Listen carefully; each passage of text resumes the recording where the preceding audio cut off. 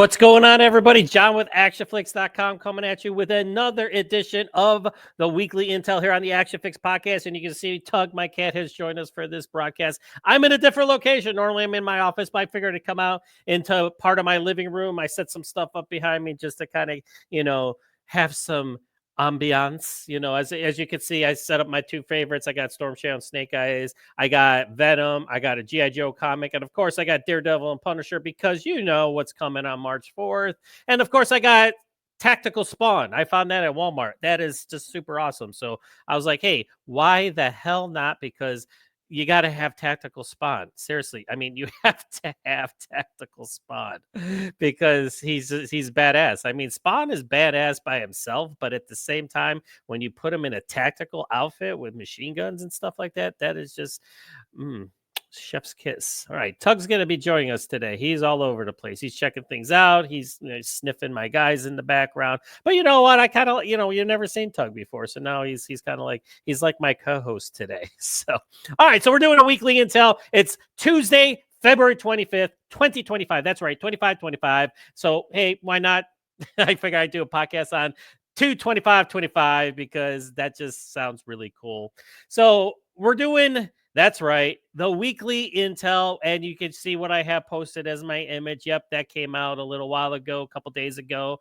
That is super exciting. We're going to talk about it. Of course, I have people that have negative opinions about it, as well as, there's a lot of positivity going around with that image. I am going to say there's a lot of positivity. A couple quick notes to point out. If you have been paying attention to my ACTIONFLIX.com website over the past week or so, plus the podcast, I have put out a lot of interviews, and I have another one coming out in a day or so. So first of all, I got the one and only Martin Campbell, director Martin Campbell. That's right. You know him as the man that not only introduced us to one, but two James Bonds in Pierce Brosnan and Daniel Craig. And of course, he's still directing action movies. He has come out with a new one called Cleaner, which stars Daisy Ridley and Taz Skylar, and Clive Owen, of course. I was going to do a podcast review for it. I have not been able to do it yet. So I'm still going to, do my thoughts on it. It was a solid movie. Is it the greatest action movie ever? No, it's a Die Hard trope, but I'm basically going to say, come for the Die Hard trope, stay for everything else. Daisy Ridley's fantastic in it. Taz Skylar's great in it. Clive Owen, if you're a fan of his, you're going to be disappointed. That's what I got to say about that. So I got an interview with him up on the ACTION-FLIX podcast here on YouTube and on the website. Of course, I already talked about Taz Skylar. You know him from Netflix's One Piece. He's killing it as Sanji on One Piece, which is based off of the popular anime and manga. So he is essentially the bad guy in The Cleaner, and he does a phenomenal job. Got to talk to him a little bit. And probably the holy grail of all of them, Simon West. That's right, director Simon West, who has directed some of the best action films in my lifetime. And I let him know about it. Boy, if you watch me in that interview, I'm just like, I'm a fan. And I do that all the time when I interview these guys. It's so funny. It's like, I'm just going to tell you right now, I'm just going to gush over you because I'm such a fan. Con Air, Expendables 2, probably the best Expendables movie out of the franchise. God knows he had everybody in that movie. The first one was kind of like, yeah, Bruce Willis and Arnold Schwarzenegger for like 2 seconds. But then they were in it way much more, shooting people. Chuck Norris. You had everybody in that movie. So he probably directed the best Expendables movie in Expendables 2. And he now has a new movie called Old Guy, which stars Academy Award winner Christoph Waltz. What a fine actor that man is. I wish I would have had a chance to interview him because he seems like a delightful human being. Lucy Liu, it's a assassin tale, hitman tale of an aging hitman. We've seen it before, but it's kind of quirky. It's got a lot of dark humor in it. It's not like over the top funny, but it's got some pretty good action sequences. And at the same time, the finale was pretty cool. A lot of bullets in the finale. And you had Christoph going down a banister. It wasn't like Chow Yun Fat in Hard Boiled, but it was like he was getting physical in it. I was pretty impressed. So I got him on the ACTION-FLIX podcast. I got to talk to him about Old Guy, and you know me, I slipped in Con Air and Expendables 2. And The Mechanic also. I can't forget about Jason Statham's The Mechanic, which is a remake of Charles Bronson's The Mechanic. Got to talk to him a little bit about that. He gave me a great anecdote about Statham on set. Oh, such a great story. I was like, this is gold. I love it. I love when they give you stuff that you haven't heard anywhere else because I hadn't heard this story before. And it was essentially Statham just showing how badass Statham is. He's like, you know what? I'm an action star. I know I do this in the movies, but you know what? I'm a badass in real life. And that's basic. So go watch the interview and you'll see what I mean. All right. So we're going to get started here with the weekly intel because I babbled on long enough. So I got to give you my opening page to my website. That's right. And I'm going to start off with a bang. That's right. Boom. So let me open up my notes here. I got Tony Jaa. This came out, let's see, on February 13th. So the day before Valentine's Day. The day I saw Captain America Brave New World. Oh, that's the other thing. I got my review of Captain America Brave New World up on the podcast too. As you can find it on the website, you can find it on the YouTube channel. And again, I liked it. I didn't love it, but it's taken a lot of harsh criticism. But you know what? It's a good movie. It's not a great movie. It's not Endgame. It's not Infinity War. It's, you know, it's like, but it's a step in the right direction after the massive train derails we've had since then. All right, so Tony Jaa is back. He did a movie called Striking Rescue last year, which was a Thai-China co-production. So I guess they really liked what they saw and what they did.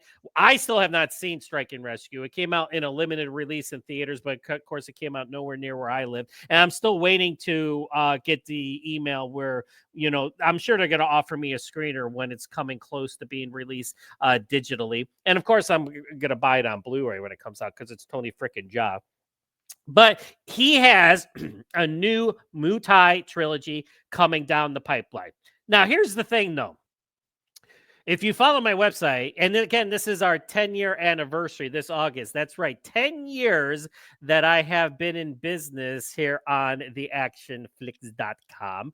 The podcast, not so much, not my YouTube channel. YouTube channel has been around for a couple years, hit or miss. But 10 years in August is 2015. I started ACTION-FLIX.com. It's gone through many, many facelifts. And this new website that I'm using now, I've been using it for 3 or 4 years, maybe 5, maybe half of the time. Yeah. But I started on another platform and boy, did that suck. So I had to switch everything over and I saved what I could. Of course, I saved all my interviews, all the good stuff, you know, and all the other trash, you know, well, I don't want to call it trash, but, you know, the news and stuff that was outdated. So I transferred everything over to the new site and, but it's been 10 years. It's as old as my daughter is. My daughter's going to be 10 in May. So she was born in May of 2015 and I started the website in August of 2015. So that's how I know how old my website is because it's as old as my daughter. Well, actually my daughter's older than the website is because I started it afterwards, but that's neither here nor there. All right. So let's talk about Tony Jaa. That's right. So I got my notes here. So Deadline broke the word on this. And it's basically, like I said, now here's the thing. It's got some time travel elements to it. So it's got some fantasy going along with the bone crunching. So I guarantee you there's going to be a lot of naysayers. It's like, why can't you just make a traditional action trilogy? Like he did Strike and Rescue, which, you know, is a full blown, just straight out, you know, slam bang, hyperkinetic, full throttle, in your face, Muay Thai battle epic with Tony doing what he does best. Even, you know, we all know he's older now, but he still looks sensational. And that's actually still from Strike and Rescue. Still looks phenomenal. So according to Deadline, I'm reading this from my notes here. The trilogy will follow a talented young fighter named Surya, played by Jaa, who travels back in time to the Ayutthaya, pardon my language, period. He must learn to hone his skills and overcome limitations in order to save the king from assassination and then return to his era. As Surya navigates the past and tries to save the kingdom, he must also contend with the potential consequences of altering the timeline. Sounds pretty cool, right? I mean, it's different. I mean, I guess I used to steal from SPL2, in because I like that picture. It's just that's signature Tony Jaa delivering a knee right there. Now, pardon my mispronunciation of these names because they're Thai and everything, so it's hard to pronounce Thai.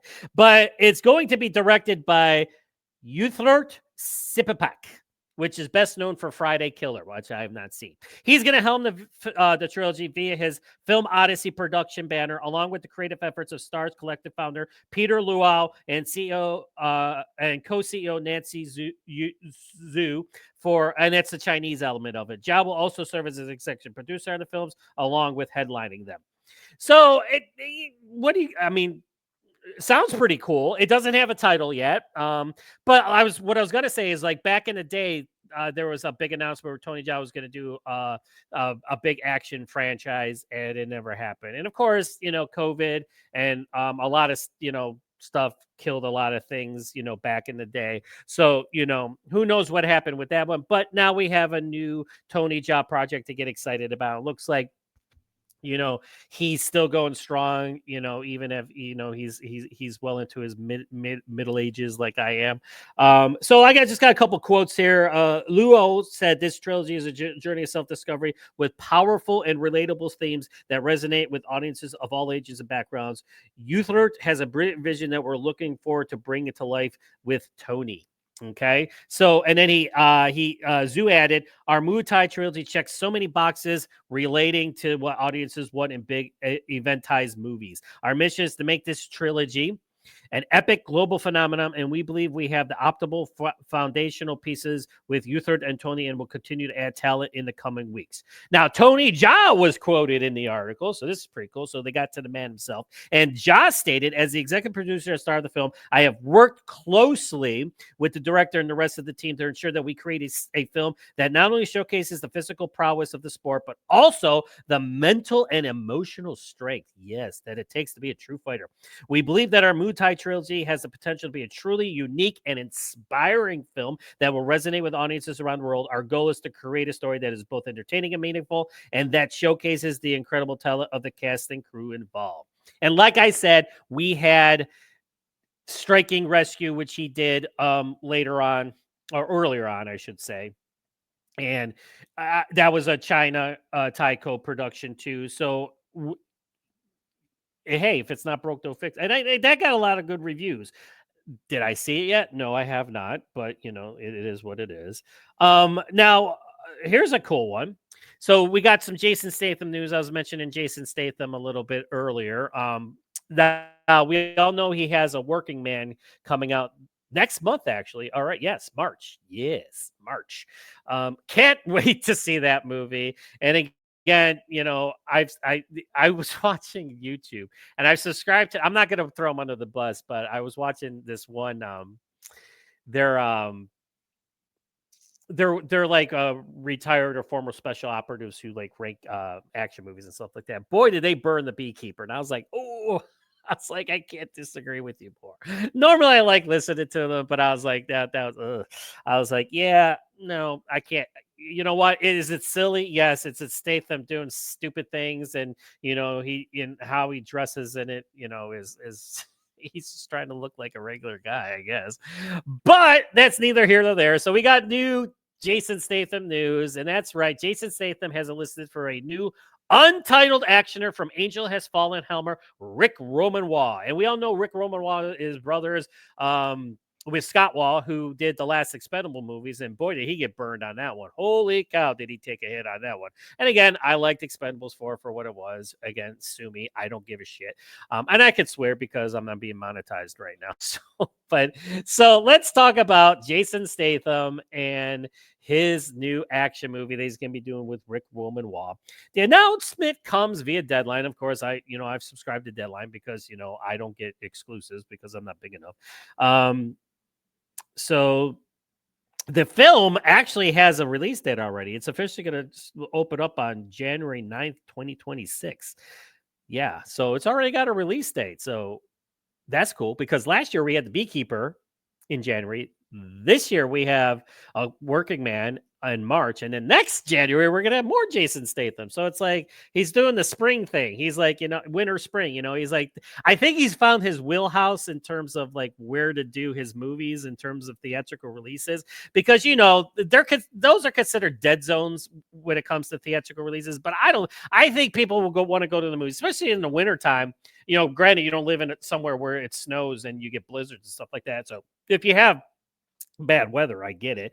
But it's going to be what did I say? It's going to I lost my train of thought. My bad.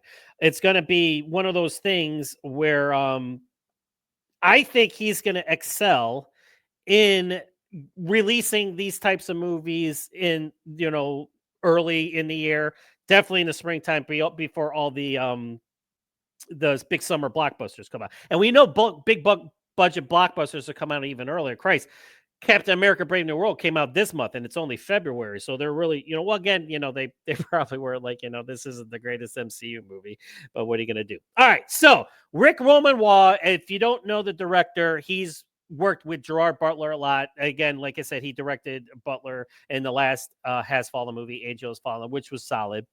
He's also done the Greenland movie with Gerard Butler, which has a sequel coming out, if I'm not mistaken, called Greenland Migration, I believe. And of course, like I said, he's the brothers of Scott Waugh, who comes from a stunt background. And of course, unfortunately, directed Expendables 4, where he got totally screwed. And boy, did he take it up. All right. So now, if you're looking for plot, they gave a plot synopsis, or like what you can expect from this untitled actioner. And it's a Jason Statham action movie. So he's going to play a man pulled back towards the ghost of his violent past. Just like the beekeeper, just like a working man. So like the beekeeper, he was this elite beekeeper, like this nest of ultra operatives that nobody wanted to talk about because they're so badass that it's like, we don't even want to say they exist, but they do. And this guy's one of them. So if he's after you, kiss your ass goodbye, because you're screwed. So, and then now he's in a working man where he's just as equally badass. He's not a beekeeper, but from the trailer we saw, he's still this, like, the baddest of the badasses. He's taken over for Steven Seagal, who was always an ex-badass operative. So now, but again, Statham is believable. Not that Seagal wasn't in his heydays, but like as he, got older, it was, but I still enjoy Steven Seagal movies. I think he's retired from making movies because he's all about Russia and everything now. So there you go. All right. So it's said to be in production in the UK, as well as Ireland, for Black Bear, and Statham's latest is making the round at the Cannes film market. So of course, I'm sure they're going to get distribution for this movie. He's going to be starring along with Bodhi Ray Brethnark, who is in Hamlet, and then Bill Nighy, who's pretty well known. He's in Living, and then Naomi Ackie, which was in Blink Twice, which I'm not mistaken was starred Channing Tatum. So yeah. And BAFTA nominee Daniel Myers, who was in Rogue One, A Star Wars Story, which again is one of my favorite newer Star Wars movies to come out.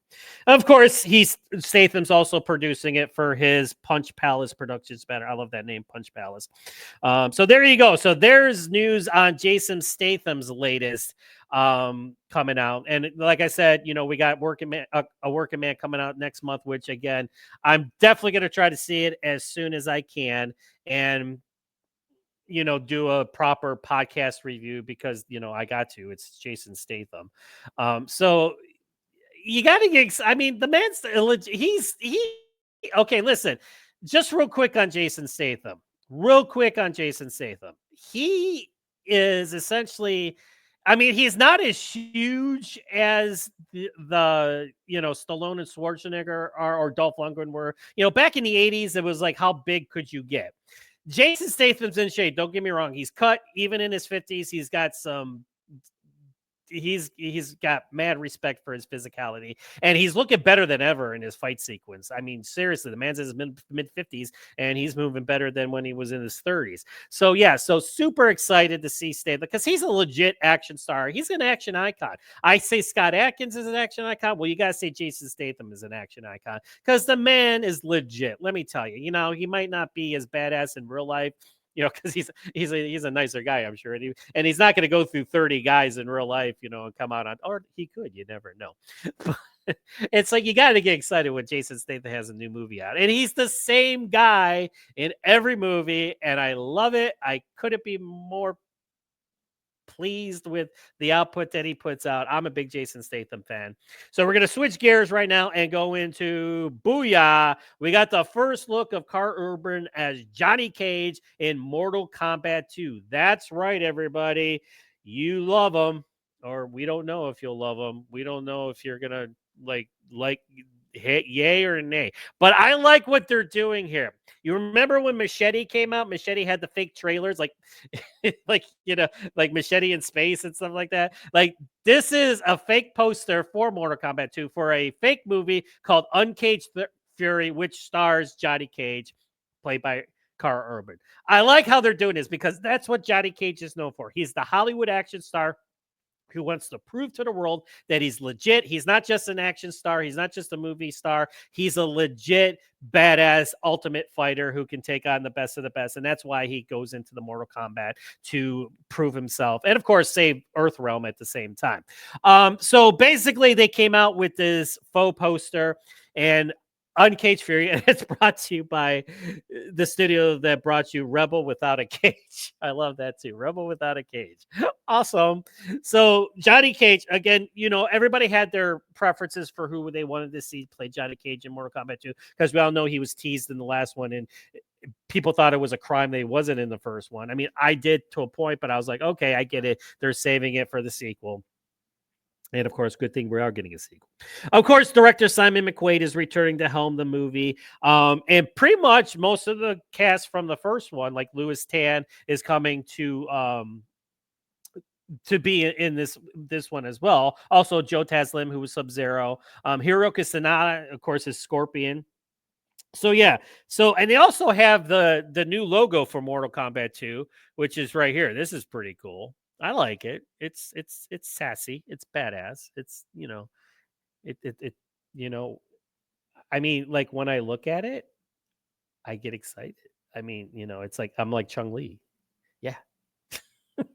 I mean, why not? I mean, it's Mortal Kombat. I mean, and I think they're actually going to have the tournament in this one because, again, a lot of people complain, like, if you're going to call it Mortal Kombat, have the tournament be in there. And, of course, there wasn't a tournament in the last one because it kind of went off in different directions, which, again, I didn't have a problem with. I was like, oh, okay. We still got martial arts fighting. We still got fatalities. We still got gore, which, wasn't in the 1994 version because we all know it was watered down for the PG-13. But at the same time, we got that aspect of it. So now I think the tournament's going to hit in this one. It's going to be full on, full blow, hyperkinetic, action fest. So like I stated, Mortal Kombat 2 is as of now theater launch date of October 24th of this year. So hopefully that sticks and we get a trailer soon because people are dying to see this movie.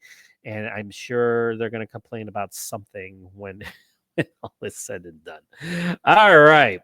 We also got more Jason Statham news. How exciting is this? It's a 2-for. It's not just one Jason Statham story. It is another Jason Statham article. I lost my train of thought there for a second. All right. So we got news on Mutiny. That's right. Mutiny, which is the one that is coming out next year. There we go. All right. I froze there for a second. So yeah, there's an official still from Mutiny. This is coming out in January. And let me get you the date here. It is set to come out January 9th in 2026. So this is the one I was talking about when I said we got A Working Man coming out this March. And then, of course, we got this one coming out in January. And then, of course, we got the untitled Rick Romanoff directed Jason Statham actioner, probably hitting later in the year or in 2027. We're just going to have to wait and see it on this one. But we have a release date for Mutiny. And again, I'm going to read you the synopsis for this one. And oh boy, it's a Jason Statham movie. Mutiny is helmed by Jean-Francois Richet, who directed Plane, which was a very awesome and solid, rad Gerard Butler movie where he wasn't like himself in the sense that he wasn't Mike Banning, who the super soldier from the Has Fallen movies. He was a regular pilot who got thrown into a situation. He was still badass at it. He still did what he had to do, to take out bad guys. But it was really Mike Coulter. Luke Cage, he was in it, and he played the convict that was on the plane that they were transporting. He shined too in the role because he was badass because he had this air of mystery about him. So again, a solid action movie. Plane. If you haven't seen it, check it out. Now, Mutiny has Statham starring as Cole Reed. Again, solid action name. Who, after seeing his billionaire industrialist boss murdered in front of him, is set up to take the fall for the crime. Ooh, conspiracy. Leaving him on the run as he works to uncover an international conspiracy. And again, I wrote in my article, God have mercy for everyone after Reed because he definitely won't. as countless bones will be broken before the end credits roll. Statham also serves as a producer on the flick. Duh. Jason Statham's gonna serve. Punch Palace Productions is gonna serve as a producer on all of his movies. So there you go. January 9th, 2026. Get excited. So you got a Working Man coming out next month, and then you got Statham hitting in January next winter on the 9th of January. Celebrate the new year once again with a Jason Statham Punch Fest. How exciting is that? Yes. Okay, so let me get something else up here. I'm getting up to the nitty gritty. Okay, here's a good one. We got news on the Jack Ryan movie that is being filmed, has started filming. And the pictures, I had some comment me, that picture from TV show. I'm like kidding because I didn't want to show I wanted you to read the article because that's the one thing that kind of ticks me off because I'm kind of like I'll share things on social media and like my articles, right? And then people comment, what's the name of the movie? What's it about? When's it come out? Like, read the article. And one dickhead actually had the gall to tell me, no, I'm good on Instagram. I have since blocked them. I'm like, you know what? Boom. There you go. If you're just gonna follow me to look at my social media posts, who cares? I'm like, no, I'm good. I'm not going to read it. I just want you to tell me. I'm like, you know what? Screw you. Go read the article. I'm like, I'm doing this on my own. I'm not getting paid much for it. I get paid like the littlest amount of money to do this. I just do it because I love it, for God's sakes. And I got this guy telling me, nah, I'm not going to read it. You could just tell me so I can move about my day and go read the other big websites. It's like, what are you going to do? All right. So there's the first official look at John Krasinski as Jack Ryan in the new movie. That's right. That's the official photo. So you actually had to click on the link to go see the image. Because a lot of times I'll make the image that a part of my thumbnail for the article. And I'm like, you know what? I'm going to take a cue from some of these other websites and show an older image from something else. That way you have to be like, oh, I got to go on and see. That way you can actually read my stuff. And that way I'm not just doing it for the hell of it. All right. But there he is. He's excited to be shooting it. And of course, he said, so good to be back. Jack Ryan movie is off and running. Huge thank you to all the credible folks here in Dubai. They're in Dubai filming it for letting us kick off in epic fashion in your beautiful city. Here we go. Plot details, of course, are under wraps. Nobody knows what the hell's going to go on, but I guesstimate that there's going to be some kind of terrorist threat somewhere, Dubai, where Jack Ryan's going to have to dust off his. Well, he doesn't have to really dust off his skills because the series didn't end too long ago, so it's not like a lot. Unless in the movie a lot of time has elapsed. Who knows? I have not seen the end of the series yet. I am so sorry. I've seen the first 2 seasons, so I'm 2 behind. So I'm getting there eventually. So yeah. So plot details are a secret now, but we do know that series regulars Wendell Pierce, Michael Kelly, and Betty Gabriel are reprising this series roles. It's James Greer, Mike November, and Elizabeth Wright, respectively. And then, of course, new cast additions include Sienna Miller. She's a big name. Max Beasley, Douglas Hodge, and J.J. Field. So there you go. And it's coming from MGM, Amazon MGM, which just recently acquired the James Bond rights. I didn't put that in the website, but I will talk about that on a future podcast just because that is interesting. I'm not a huge James Bond fan. I'm more of a casual James Bond fan. I didn't mind the Daniel Craig movies. The last one sucked. I'm not going to lie. I mean, there were good parts of it. The action was decent. Anna de Armas was awesome in it. She looked hot. But the ending, and spoiler, if you haven't seen it already, well, then you should have. He dies, and he dies in a stupid way. And boy, my buddy Owen from who is a huge James Bond fan, mind you,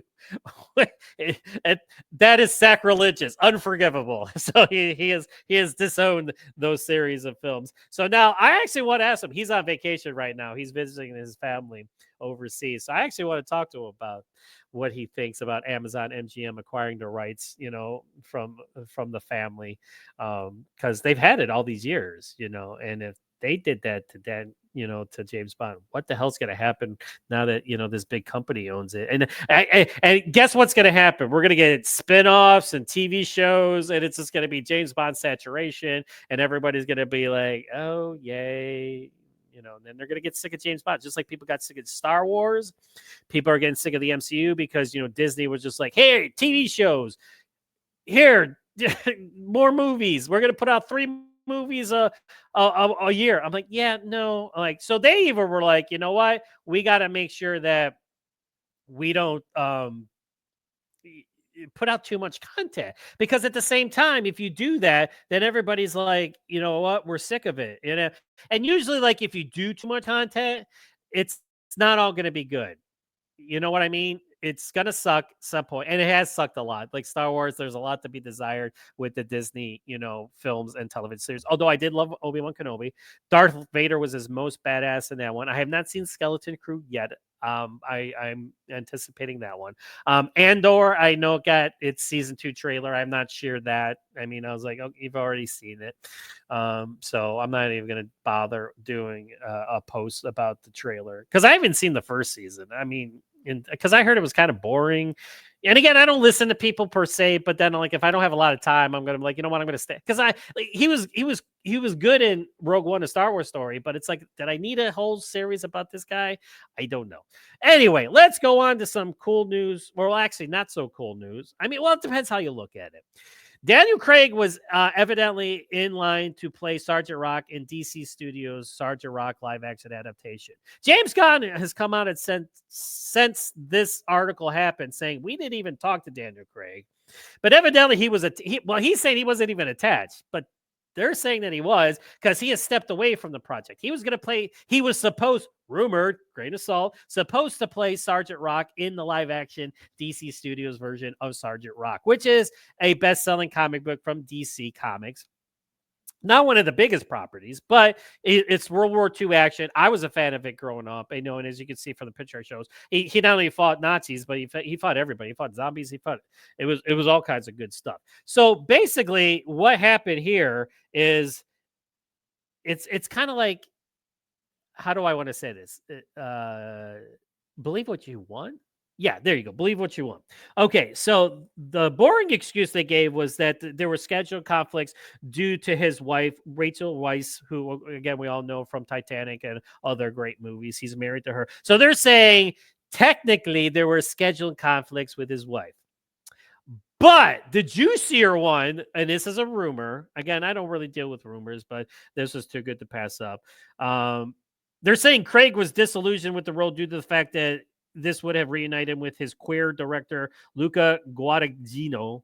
And he was unhappy with the performance of that movie and the fact that it hasn't been really acknowledged at awards time. So they're saying he was disenchanted, and him hooking up with that director, again, he didn't want to do it, and that's why he stepped away. Which if you read my article, and some of you don't, you already proved that you don't. I have already put my name into the hat of who I would love to see play Sergeant Rock. Alan Ritchson. There you go. He's hot right now. He's in demand. The guy's crushing it on Reacher. I just saw the first. Again, there's another thing I could talk about. The first 3 episodes of Reacher. Oh my God, chef's kiss. I liked season 2. A lot of people have problems with season 2 and the group dynamic where he was a part of a team and stuff like that. I still loved it. I thought it was great. I loved every season, and this one is no exception. I just hate that Amazon Prime put out the first 3 episodes, and it's like, okay, now you got to wait a week for each episode. Why can't you just be like Netflix and be like, here you go? And Netflix started like with Cobra Kai. They're like, here's the first 5 episodes. All right, 2 months later, here's the next 5. And then, of course, they just released the last 5 of season 6. And as you can see, I'm wearing my Cobra Kai t-shirt. I have since seen the ending of Cobra Kai. And again, there's something else I got to talk about on the podcast. I will get to that sooner or later. All right. So believe what you want. James Gunn is saying he wasn't even attached to star in it, but he stepped away. I guess maybe Daniel Craig thought he was like, I'm going to star in it. And you're going to like it. And of course, we all know Daniel Craig, did World War II action, right? But not saying that he can't do action, but Alan Ritchson, listen, he was in Ungentlemanly Warfare with Henry Cavill, and he crushed it. Yeah, his character was gay, but who cares? That was besides the point. I don't really care about that. So what? I just thought it added another interesting layer to his character. But him with the bow and arrow, Jesus, holy Christ, he was awesome in that movie. Could you imagine him playing Sergeant Rock? He's perfect for it. He looks like Sergeant Rock. He's got the jaw of Sergeant Rock. I'm like, you would be dumb not to put him in this movie. And the only thing I can think of where they wouldn't want to put him in this movie is scheduling because like he's doing all these other things. And of course, we know he's making the Christmas movie with Arnold Schwarzenegger as Santa Claus, but he's like, when you're in demand, everybody wants you. And that's the only reason I can think of why you wouldn't put this man in Sergeant Rock, because he's perfect for it. He's huge. He's probably bigger than Sergeant Rock, but that's not a bad thing. But could you see him, with the helmet and the gear and Sergeant Rock, Alan Ritchson, make it happen, DC Studios. James Gunn, are you listening? You're probably not, because I'm the lowliest of the low when it comes to podcasts. Everybody's doing a podcast, and I'll give you my thoughts on that some other time. But yeah, so he stepped away from the project, but everybody else is saying he was not even attached to it. So why are you even saying that? I don't know. So let's keep going. Boy, do I have a lot of boys. See, that's what happens when you take a vacation. Well, it wasn't really a vacation. It was me because I was working. And if you've heard my other podcast, I have since been promoted at my job, which again is more money. Not as much as I would have liked, but it's really playing havoc with my time. And of course I have my daughters, preferably my 9-year-old Bailey, which I spend a lot of time with. So here's the thing. I forgot about this movie because like it's kind of like a developmental hell like Blade is with Mahershala Ali. Because holy cow, like that, like just say it's dead or just put Wesley Snipes in it and call it a day, because that's what everybody wants anyways. But here we go. Street Fighter. Yes, legendary Street Fighter live action adaptation, because God forbid we should have another one because they did such great jobs with the other ones. So, listen, 1994 Street Fighter with Jean-Claude Van Damme. Raul Julia was awesome in it. We just talked about it on the Action Elite Live just a little bit ago. It was great, but come on, it was tongue-in-cheek. It was ridiculous. So this is looking like it might be more of a, dare I say, legit adaptation where they're going to actually do like the game, Shadaloo, M. Bison, Guile, recruiting soldiers, and like actually do a tournament, have that be part of the movie. But here's the thing. It was set up to be directed by, and let me get my notes up here for you all. All right, so Legendary Pictures was shelling out money this time around, and after Talk to Me filmmakers Danny and Michael Filippo were supposed to direct it because they're in demand because they directed Talk to Me, which was a pretty good movie. They dropped out. Now we have Kitao Sakura, who is best known. Actually, he's got a pretty good resume. He's part of the Twisted Metal series that's on Amazon Prime, which again I have not seen, but that stars Anthony Mackie, Captain America. But he's also known for the Eric Andre Show as well as Twisted Metal, and he is now set to direct the new Street Fighter film. And there you go. I mean, there's not much. I mean, who knows when this movie is going to get made? I don't. So. Let me just read you what I wrote in my article, because I actually used part of my other art, because sometimes I just use parts of other articles, because why write something different? It's the same thing. So I said there was no other info on the film that is in development, but we can only hope that fans will finally get a faithful movie worthy of the Street Fighter name. Here's an idea. I'm being sarcastic here, you can tell. For those that are developed a movie, cast the right people in the beloved role. Stay true to the story, and above all, respect the action set pieces and action design while hiring a fight coordinator that is worthy. I was saying hire a director from the stunt mold, like, Sam Hargrave, and all those others that are doing so great. JJ Perry that are doing so great. Jesse V. Johnson, has been doing it for a long time.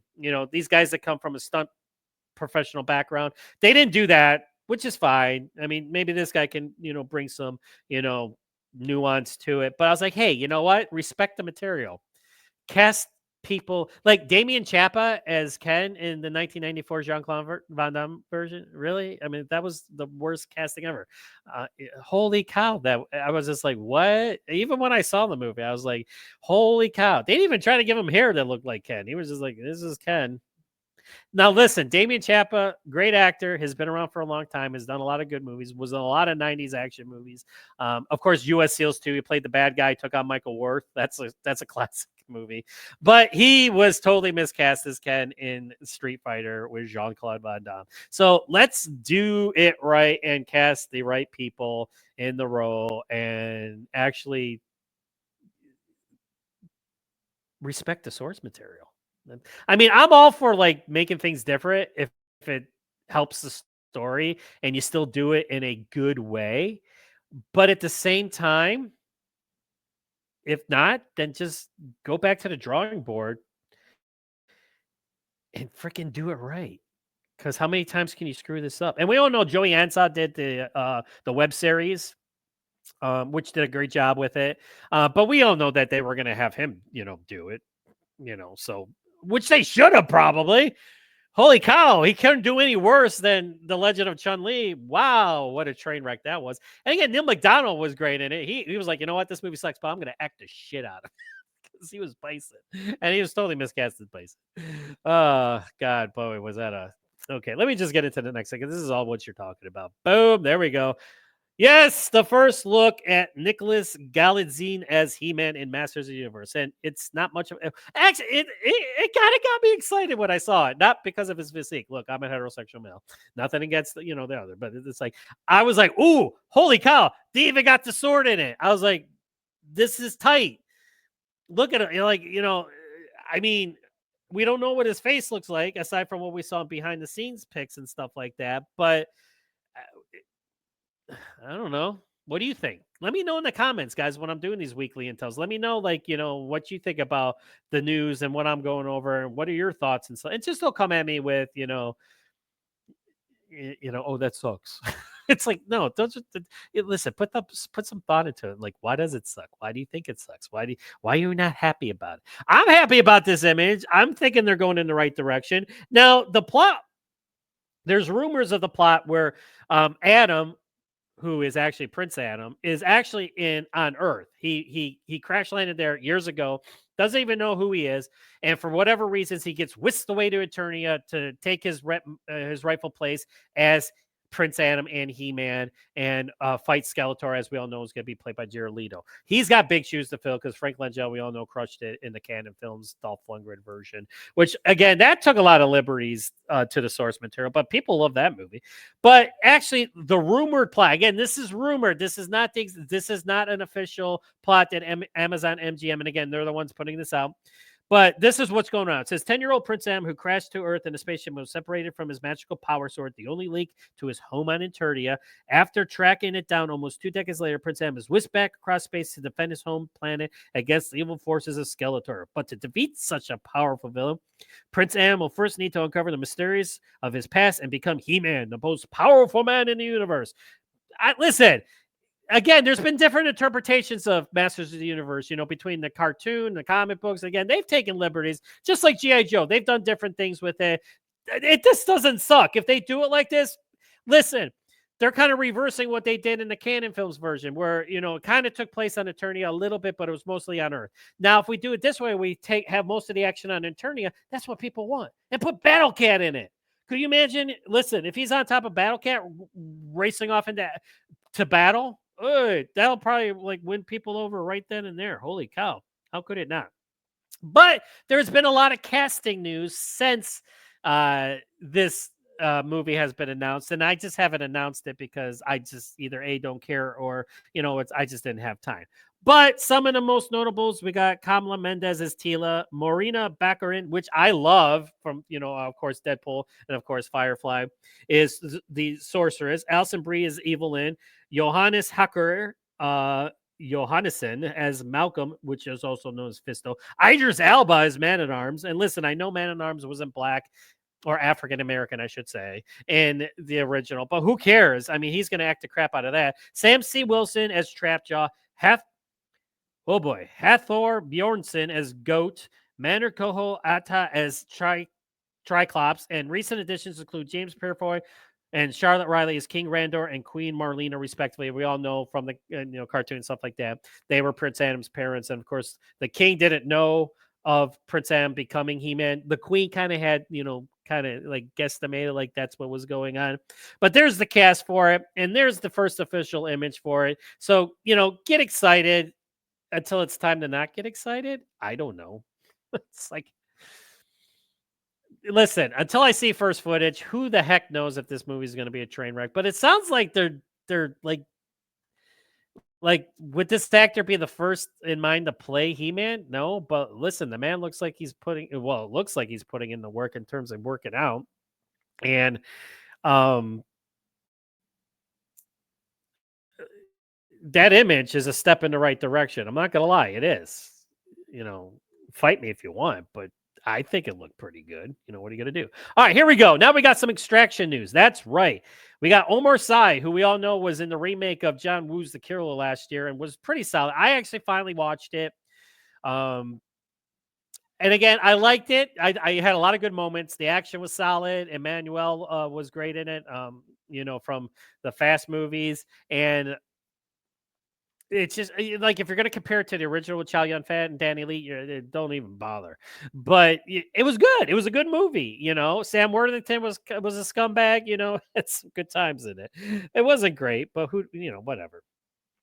But Omar Sy has enlisted for a new series based on the Extraction films from Netflix. And we all know Chris Hemsworth plays Tyler Rake in the movies. And of course, they're going to be making a third one with his character. But this is a spin-off series. Everybody was flipping out when this first came out because there was clickbait people. Like, when they do their articles, it's like they make it sound like he's taking over for Chris Hemsworth. But then when you click on it, it's like, oh, no, he's not.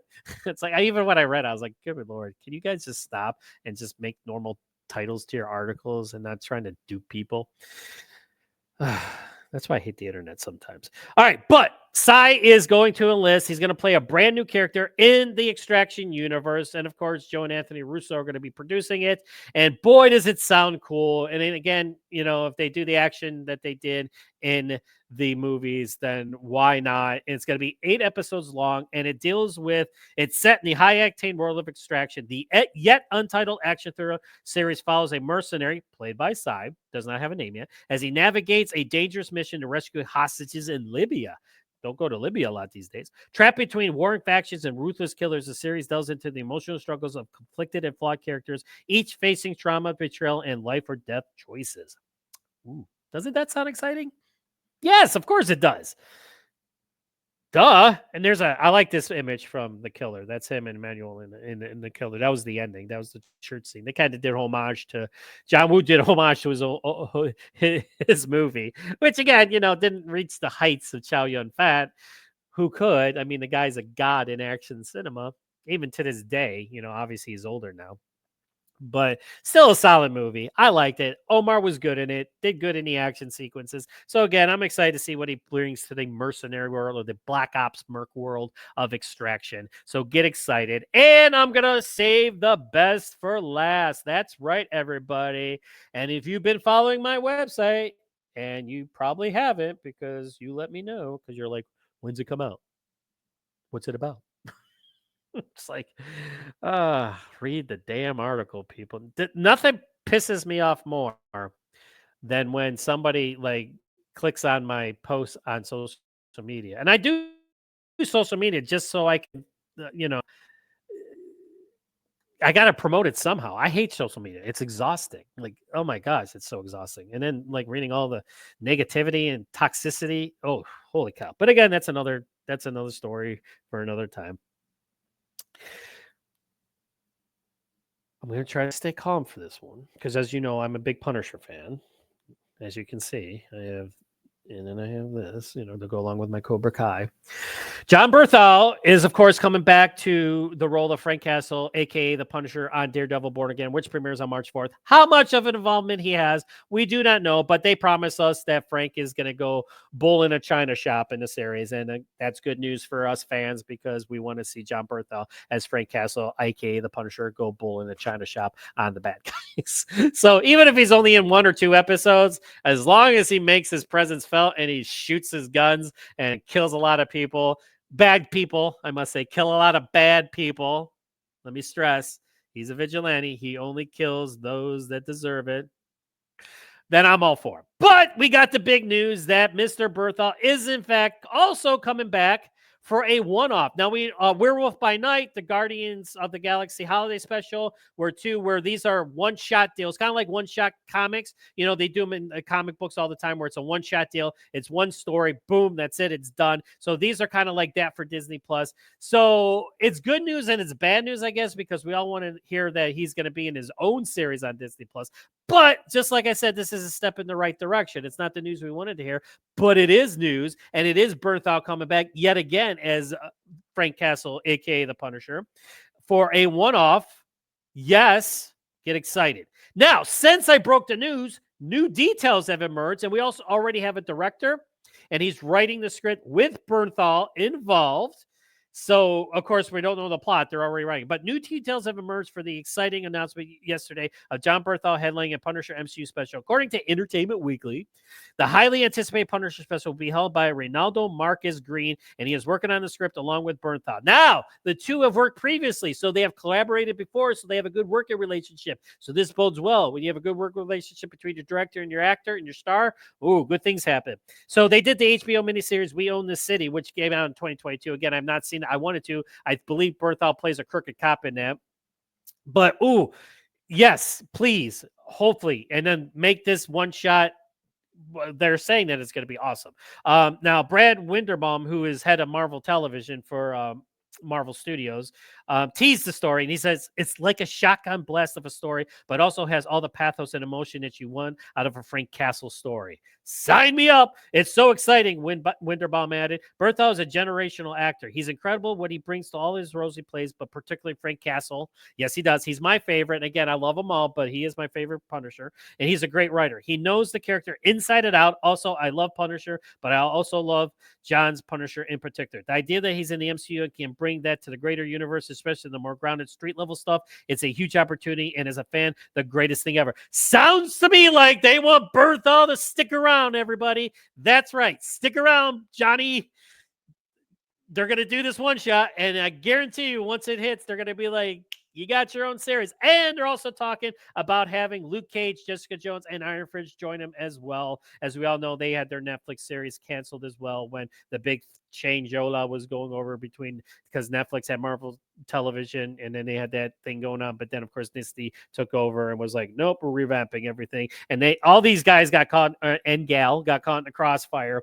So now it's looking like they're rectifying the situation. But remember, they had to wait like 8 years or so, like a ridiculous amount of time before they could go back to these characters, because that was part. I don't know why they agreed to it.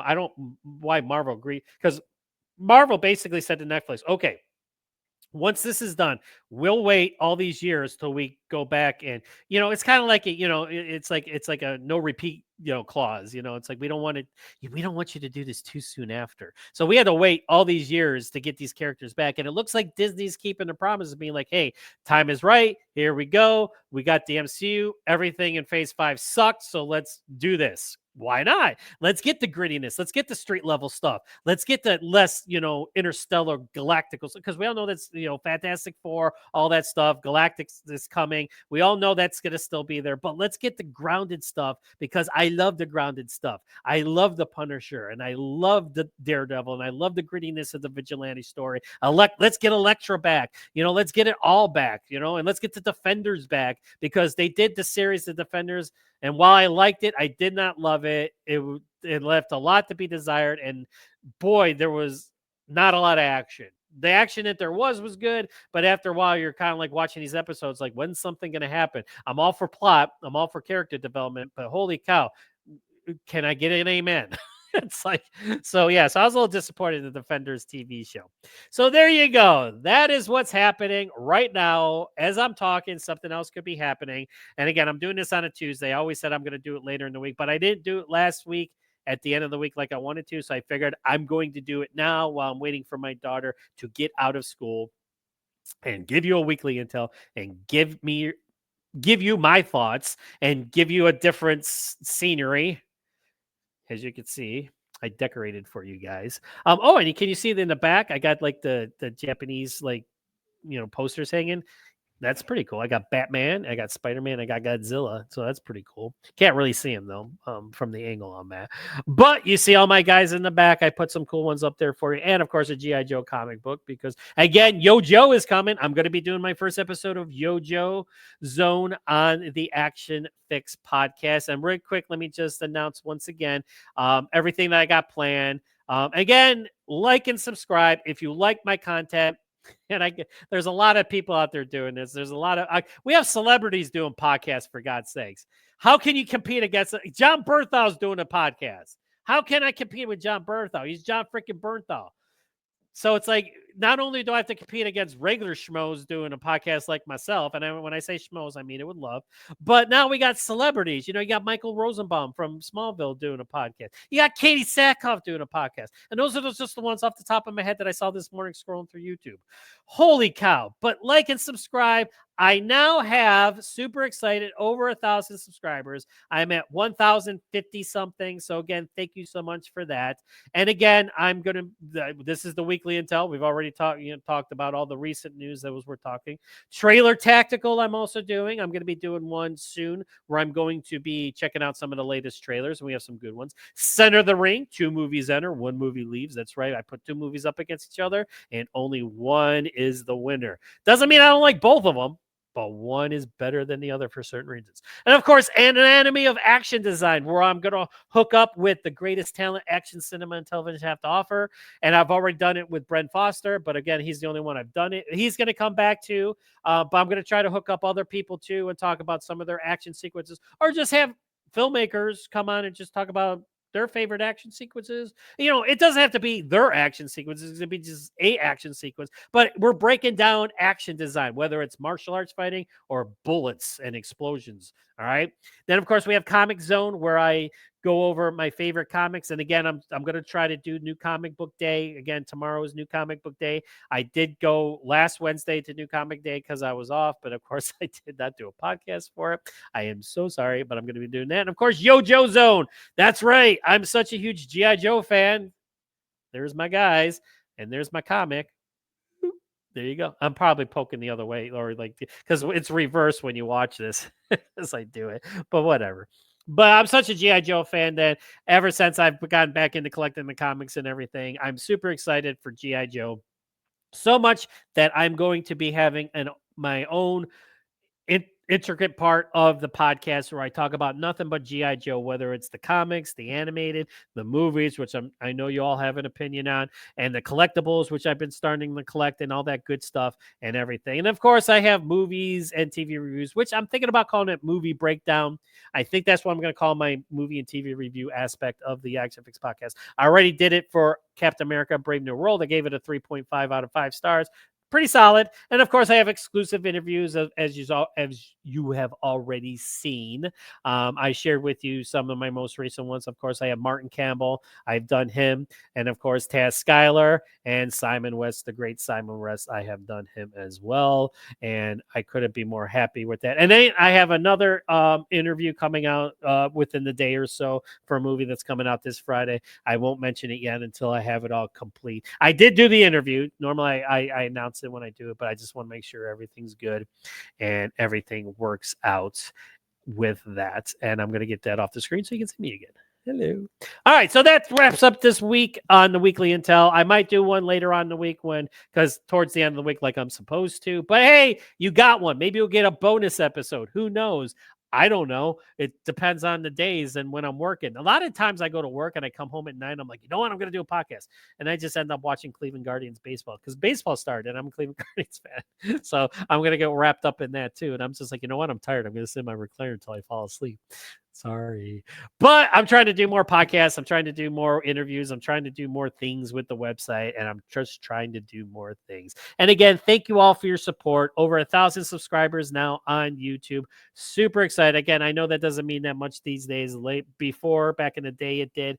But now it's like, but I still love the fact that I was able to cross that threshold and get over 1,000 subscribers in the short amount of time that I've been doing this. So only up from there, everybody. So, like I said, can't beat it.